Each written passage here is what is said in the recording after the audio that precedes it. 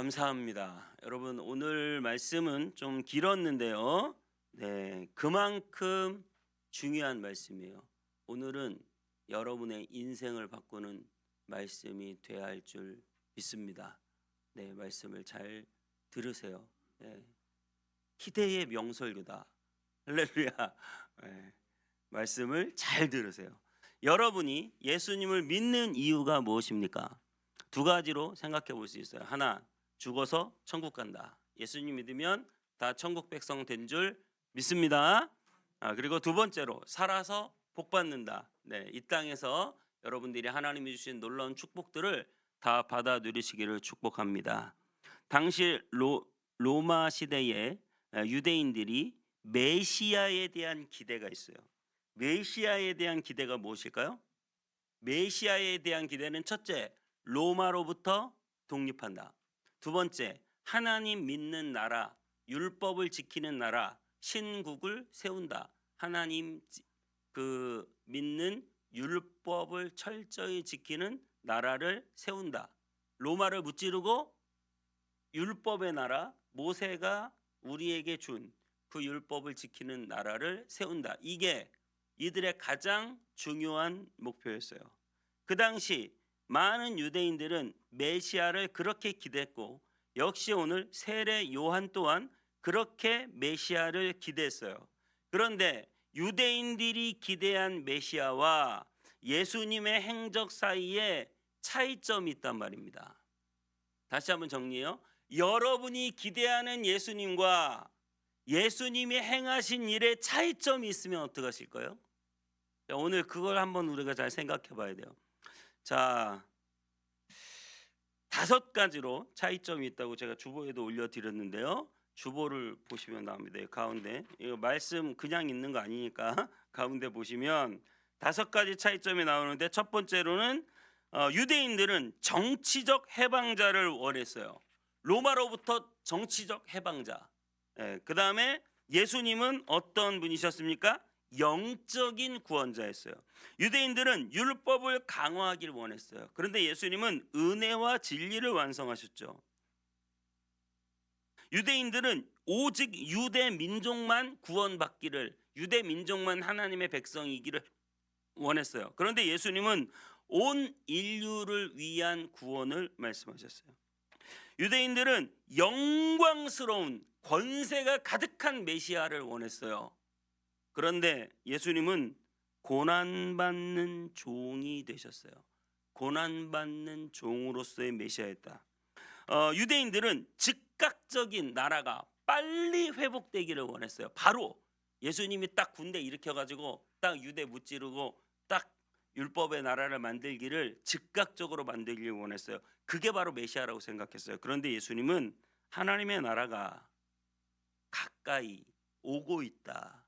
점진적인, 점점 그렇게 하나님의 나라가 되는 그런 시대를 원하셨습니다. 여러분, 유대인이 기대했던 메시아는 정치적 해방자이자 유대인의 왕이었지만, 예수님은 온 인류를 구원하시기 위하여 이 땅에 오신 고난받는 종이었습니다. 오늘 세례 요한도 예수님에 대해서 오해하고 있는 거예요. 이분이 메시아인가? 이분이 만약에 메시아라면 메시아는 무엇을 해야 되는가? 메시아는 전략을 세우고 조직을 정비하고 백성들을 모아서 로마의 압제를 이겨낼 정치적인 액션이 있어요. 그래서 정치 선언문 같은 거를 선전포고하고 우리가 다 모이자 싸우자 뭐 이런 거 많이 있잖아요. 정치적인 선동, 모이자 싸우자 나가자, 그래가지고 전부 다 모여가지고 우리가 하나님 믿는 나라를 만들어야 된다. 얼마나 맞는 말이에요. 그걸 해야 된다고 지금 세례 요한도 생각하고 있는데, 이 메시아라고 기대를 받는 예수님은 맨날 가난한 사람들 찾아다녀요. 아니 맨날 병자들을 찾아다녀요. 귀신 들린 자 찾아다녀요. 그들의 친구가 돼요. 이게 지금 도대체 뭐 하자는 겁니까 지금? 당신이 우리의 메시아라면 정치적으로 힘을 키우고 사람들을 규합해서 로마를 이길 생각을 해야지. 맨날 가난한 자들 찾아다니고 힘없는 자들 찾아다니고 사회의 저 변두리에 있는 자들 찾아다니니 당신이 메시아 맞습니까? 이렇게 지금 세례 요한이 사람을 보내서 예수님께 물어보고 있는 거예요. 그때 여러분 예수님이 24절 중요한 말씀이에요. 자, 24절 한번 봅시다. 24절 요한이 보낸 자가 그렇게 물어보니까 예수님이 이제 지금 병든 자들이 이렇게 고침받고 가난한 자에게 복음이 전파되고 있다 이렇게 말씀하시면서 요한이 보낸 자가 떠난 후에 예수께서 무리에게 요한에 대하여 말씀하시되 너희가 무엇을 보려고 광야에 나갔더냐. 요한은 광야에 살았고요. 사람들은 다 요한에게 세례받기 위해서 요한을 만나기 위해서 광야로 나갔어요. 너희가 무엇을 보려고 광야에 나갔더냐. 바람에 흔들리는 갈대냐. 그러면 너희가 그게 아니라면 또 무엇을 보려고 나갔더냐. 부드러운 옷 입고 화려한 옷을 입고 사치하게 지내는 자냐. 그런 자들은 어디 있다? 왕궁에 있느니라. 이렇게 말씀하세요. 여러분 여기서 흔들리는 갈대냐. 갈대 보셨어요? 네, 제주도나 뭐 어디 가면 가을에 갈대가 쫙, 야 너무 멋있어. 어디 관광하러 갔냐? 여러분 그런 의미가 아니에요. 예수님 제자들한테 야 너희 갈대 보러 다니냐? 어디 호수 같은데 관광하러 갔냐? 여러분 이걸 물어보는 게 아니에요. 바람이 흔들리는 갈대는 뭐냐면 당시 헤롯 안디바가 만든 주화가 있어요. 근데 보통 로마 사람들이 동전을 만들 때는 그 동전 안에 황제의 신상을 황제의 얼굴을 새겨놓거든요. 근데 이스라엘 유대인들은 사람 얼굴을 새겨놓는 것은 우상 숭배라고 너무너무 싫어요. 그러니까 헤롯 안디바가 나름 동전을 만들면서 유대인들의 마음을 얻기 위해서 그 안에 새겨놓은 게 뭐냐면 당시 그 유대에서 특산품이 있어요. 그게 뭐냐면 갈대예요. 그러니까 동전에 뭘 새겨놨어요? 갈대. 동전 안에 갈대를 새겨놨어요. 그래서 너희가 광야에 왜 나갔느냐? 바람에 흔들리는 갈대냐? 이 말은 무슨 말이냐면 어디 갈대 보러 관광 갔냐? 이걸 물어보는 게 아니라 이걸 말씀하시는 게 아니라 당시 주화, 돈. 너희가 왜 세례 요한을 찾아 세례를 받으러 나갔냐? 돈 벌러 나갔냐? 돈이 목적이냐? 돈. 그것도 또 갈대의 주화에 갈대를 새겨 넣는 것은 여러분 한번 생각해 보세요. 갈대는 뭐예요? 바람 따라? 그래서 여자의 마음은 잘 몰라요? 갈대. 사람의 마음 바람 따라 막 흔들린다고 하잖아요. 지금 이게 굉장히 높은 수준의 예수님의 말씀이신 게 갈대는 뭐냐면 헤롯 안디바가 왕이에요. 헤롯 대왕의 예수님 태어날 당시 헤롯 대왕의 아들 헤롯 안디바가 예수님이 이제는 사역할 때 그 아버지의 뒤를 이어 왕이 됐는데 그 왕은 로마의 지배를 받고 있어요. 그러니까 왕은 왕인데 로마에 흔들리는 거예요. 로마의 눈치를 볼 수밖에 없어요. 왕인데 왕이 아니에요. 바람에 흔들려요. 로마의 바람이 휙 불면 휙 흔들리고 로마가 이쪽으로 휙 불면 휙 흔들리고. 이게 뭐예요? 5년짜리 대통령이 뭐가 대단하다고 그런 말 있죠? 이게 권력이에요. 권력. 바람에 휙. 여러분 이 땅의 권력이 헤롯 안디바가 아무리 왕이라고 해도 그가 세례 요한을 핍박하고 예수를 핍박한다고 해도 그의 권력은 바람에 흔들리는 갈대 같은 거예요. 예수님이 주시는 나라는 예수님의 권력은 예수님의 권세는 바람에 흔들리는 갈대 같을까요? 아니겠죠. 화려한 옷 입고 왕궁에 살면서 그저 갈대처럼 바람에 휙 흔들리는 이것이 바로 세상 권력이란 말이에요. 그 어떤 권력자도 영원한 권력은 없어요. 전부 다 바람 앞에 쓰러지는 갈대 같은 권력을 가지고 뭐 대단한 것처럼 그렇게 살아가고 있는 거예요. 그러면서 예수님이 갑자기 세례 요한을 높이십니다. 28절 중요하죠. 28절 이렇게 말해요. 내가 너희에게 말하노니 여자가 낳은 자 중에 요한보다 큰 자가 없도다. 그러나 하나님의 나라에서는 지극히 작은 자라도 그보다 크니라. 이 말은 무슨 말이에요? 요한이 대단하죠. 요한이 엄청 큰 자죠. 예수님이 지금 그 얘기하고 싶으신 거예요? 여러분, 얘기를 할 때는 강조점, 정확한 강조점을 알아야 돼요. 요 아래 오리 주물럭집 있어요. 근데 엄청 맛있대요. 야, 검단에서는 그 집이 제일 맛있어. 그런데 저기 김포 양촌에 갔더니 진짜 전국에서 제일 맛있는 집이 있더라. 여러분, 지금 검단에서 이 오리 주물럭집이 제일 맛있어, 이 집이 맛있다는 얘기를 하는 거예요? 저기 양촌에 있는 그 집이 맛있다는 얘기를 하는 거예요? 양촌에 있는 그 집이 맛있다는 얘기를 하는 거예요. 세례 요한이 사람이 낳은 자보다 제일 커. 그런데 하나님의 나라에서는 지극히 작은 자도 세례 요한보다 커. 그 말은 하나님의 나라의 어마어마한 권세와 힘을 이야기하려고 하는 거예요. 세례 요한이 굉장히 대단한 사람이라고 이야기하는 거예요. 하나님 나라에서는 지극히 작은 자도 세례 요한보다 크다는 얘기는 예수 그리스도께서 만들어 나가실, 예수 그리스도께서 결정적으로 이루어내실 하나님의 나라는 어마어마하다.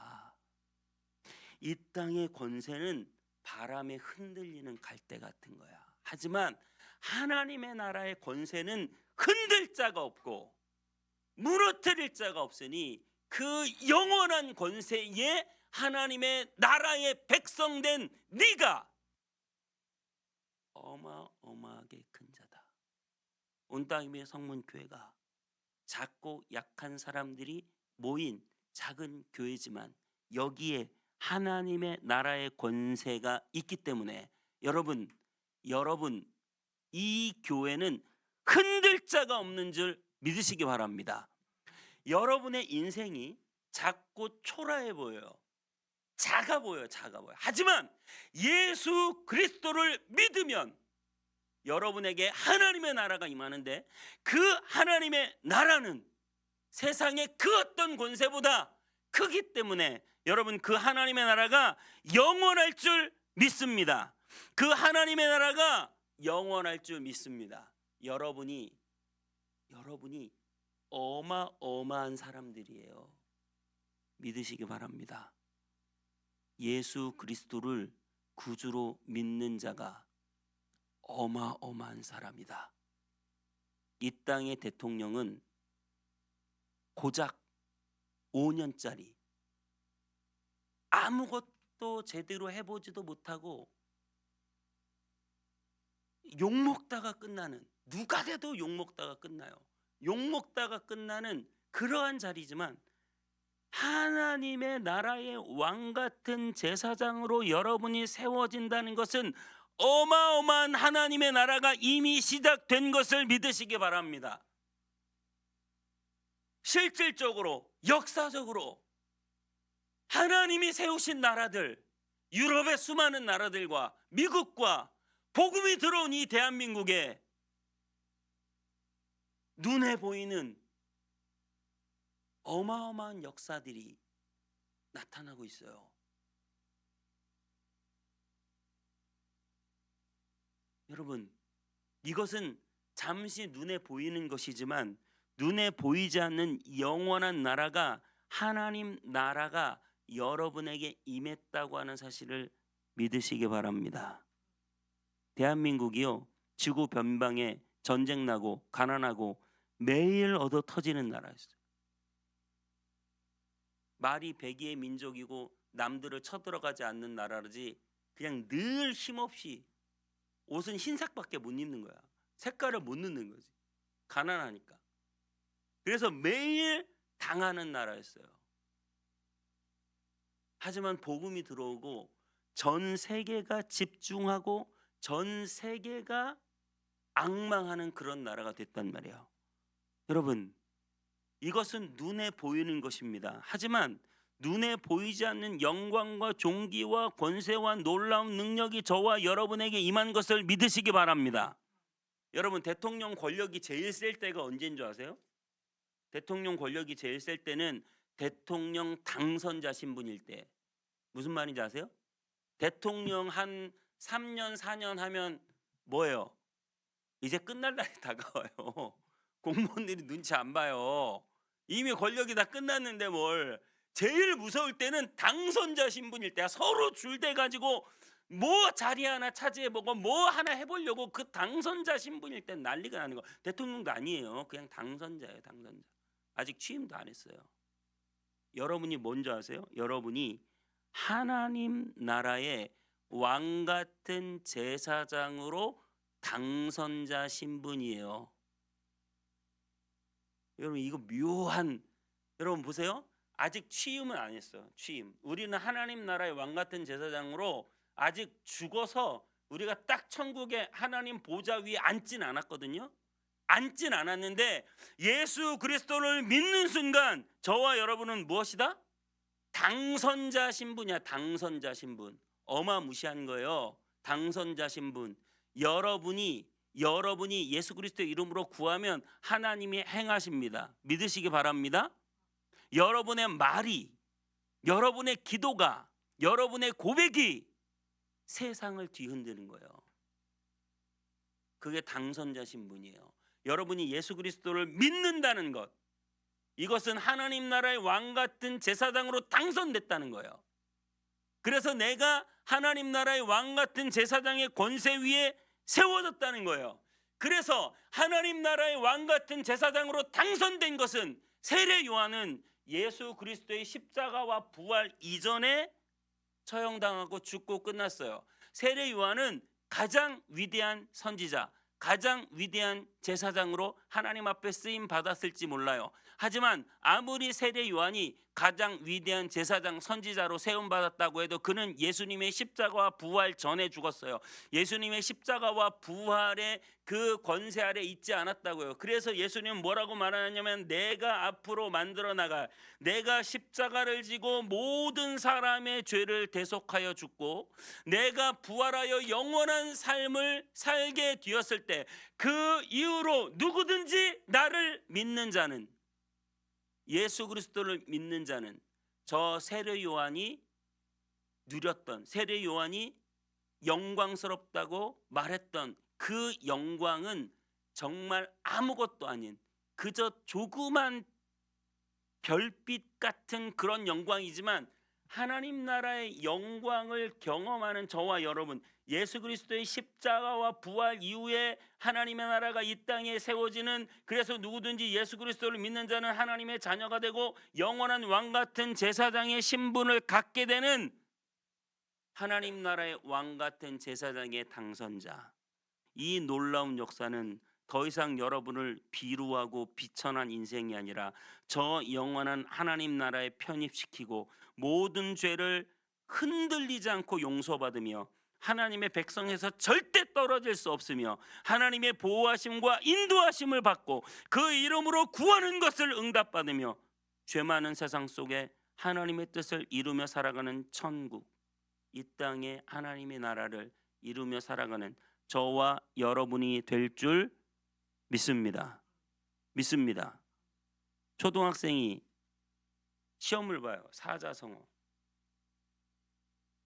술 먹고 소리 지르는 것, 네 글자로 답은 뭐예요? 고성방가예요. 고성방가. 술 먹고 소리 지르는 것, 네 글자로 무엇일까요? 고성방가. 이게 답이에요. 초등학생이 뭐라고 썼냐면, 네 글자라니까 아빠인가? 이렇게 썼대요. 자, 여러분, 오늘 예수님이 그러면서 또 이 세대를 비유하십니다. 자, 31절에 또 이르시되 이 세대의 사람을 무엇으로 비유할까? 무엇과 같은가? 비유하건대 아이들이 장터에 앉아 서로 불러 이르되 우리가 너희를 향하여 피리를 불어도 너희가 춤추지 않고 우리가 곡하여도 너희가 울지 아니하였다함과 같도다. 아이들이 장터에서 노는데 두 가지 놀이를 해. 하나는 피리를 불면 막 춤을 춰요. 예. 뭐 춤 잘 추시죠?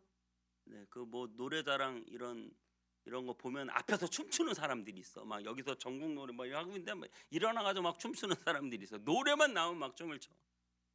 춤을 추고 또 하나는 장내 놀이를 해요. 아이들이 피리를 보고 춤추는 놀이를 하고 아이들이 장내 놀이. 아이고 아이고 그러면 또 뒤에 또 따라가면서 아이고 아이고 누가 죽었네 이러면서 자기네들끼리 장내 놀이를 해요. 예수님 뭐라고 말씀하시냐면 이 시대의 사람들은 마치 장터에 앉아서 너희를 향하여 피리를 불어도 너희가 춤추지 않고 곡하여도 너희가 울지 아니하였다. 이 말이 예수님이 말씀하실 때 너희들이 전혀 반응을 보이지 않는구나 라고 해석할 수도 있어요. 하지만 이 해석의 주안점은 세례 요한과 예수님이 사람들과 전혀 다르게 살았다는 걸 얘기하고 있어요. 그 바로 뒤에 33절에 보면 세례 요한이 와서 떡도 마시지 않고 포도주도 마시지 않았다. 예수님은 와서 먹고 마셨다. 여러분, 세례 요한이 이 땅에 와서 전혀 다르게 살았던 걸 말하는 거예요. 그 말은 무슨 말이냐면 오늘 장터에서 피리를 부르는데 춤추지 않고 장터에서 아이들이 장르놀이 하면서 곡하는데 울지 않았다는 건 무슨 얘기냐면 예수님의 말씀을 사람들이 반응하지 않았다라는 말보다 세상 사람들은 장터에서 그렇게 피리를 불면 춤을 추고 곡을 하면 울면서 살아가는데 너희 세례 요한이죠. 세례 요한은 거기에 전혀 반응을 하지 않고 전혀 다른 삶을 살아가는구나. 예수 그리스도는 전혀 다른 삶을 살아가는구나. 세례 요한은 철저한 금욕주의자로 다른 삶을 살아갔고 예수님은 수많은 사람들이 율법에 갇혀서 꽉 막혀 살아가는 그 세상 속에서 어떻게 보면 쾌락주의자로, 어떻게 보면 모든 것을 먹고 마시는 자로, 모든 죄인들과 함께하는 사람으로 예수님은 살아가셨어요. 세상과 다르게 살았다는 거예요. 이해가 되세요? 세상 사람들은 어떻게 살아요? 잘 보세요. 장터에서 장터. 예수님이 지금 비유하신 게 장터예요. 장터는 뭐예요? 돈 벌고 살아가는 거죠. 장터에서. 그 돈 벌고 살다가 뭐예요? 피리를 불면 춤을 춰요. 장터에서 열심히 돈 벌고 살다가 그 돈으로 뭐예요? 즐기죠. 피리를 불고 춤추며 즐기며 살아요. 그러다가 어떻게 돼요? 장례. 무덤에 들어가 죽고 끝나요. 여러분, 예수님의 이 놀라운 비유를 보세요. 이게 우리 인생이라는 거예요. 우리는 다 어쩌든지 돈 한 푼 더 벌어가지고 벌어먹고 사는 게 목표야. 그래가지고 장터에서 살아요. 그런데 그 장터에서 피리를 불고 춤춰요. 즐겨요. 재밌게 어떻게든지 재밌고 즐기고 사람들보다 더 재밌게 사는 게 목표예요. 행복하게 돈 많이 벌어서 즐기며 산다. 그리고 나중에 어떻게 된다? 장례놀이 한대잖아. 장례식에서 죽으면 끝난다. 여러분, 이게 세상 사람들이 살아가는 방식이라고.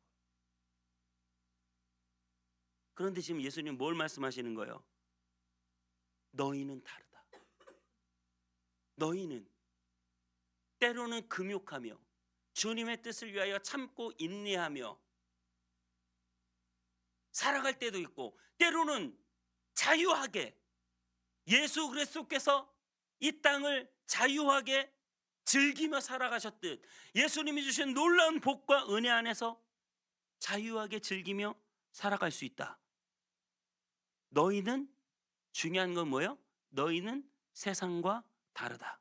세상은 돈 벌고 즐기다가 죽고 끝나는 인생이지만 저와 여러분은 비록 이 땅을 밟고 살아가지만 세상과는 다른 삶, 하나님의 나라는 세상과는 전혀 다른 삶, 세상과는 다른 부르심, 세상과는 다른 사명을 가지고 살아가는 사람들이라는 거예요. 세상 사람들처럼 장터에서 돈 벌다가 재밌게 즐기다가 죽고 끝나는 삶이 아니라 우리는 하나님 나라의 삶을 예수 그리스도를 믿을 때 살게 된다는 거예요. 그러면서 35절에 딱 한마디로 정리해요.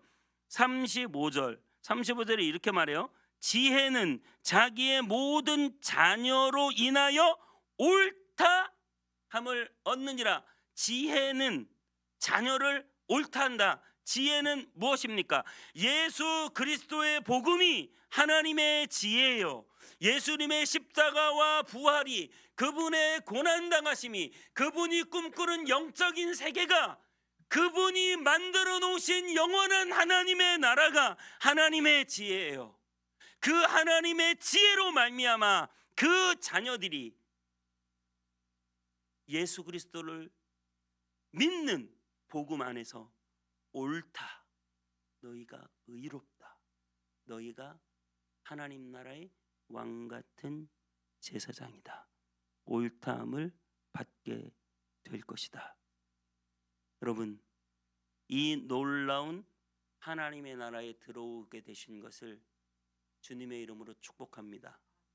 여러분 한 명 한 명은 이 놀라운 하나님 나라의 왕 같은 제사장 당선자예요. 당선자요. 가장 강력한, 가장 능력 있을 때예요. 하나님 앞에 무엇이든 구하는 것을 받으며 하나님의 뜻을 이루며 살아가게 되시기를 축복합니다. 이 땅에서 똑같이 바람에 흔들리는 갈대처럼 그 권력이 뭐라고, 그 돈이 뭐라고, 그 세상 즐기는 게 뭐라고, 그것만 붙잡고 그렇게 살다가 장래되어 끝날 운명이 아니라 하나님 나라의 영원한 축복이, 그 왕 같은 제사장의 신분이 저와 여러분에게 있게 될 줄 믿습니다. 우리는 새로운 사명을 가지고, 새로운 정체성을 가지고, 새로운 방법으로 살아가는 사람들인 줄 믿습니다. 이게 최고의 말씀이에요. 정말 이걸 깨달아야, 이걸 깨닫는 우리가 될 때 최고의 말씀을 받은 거예요. 여러분, 한마디로 정리하겠습니다. 예수님 믿는 것이 복인 줄 믿습니다. 예수님 잘 믿으십시오.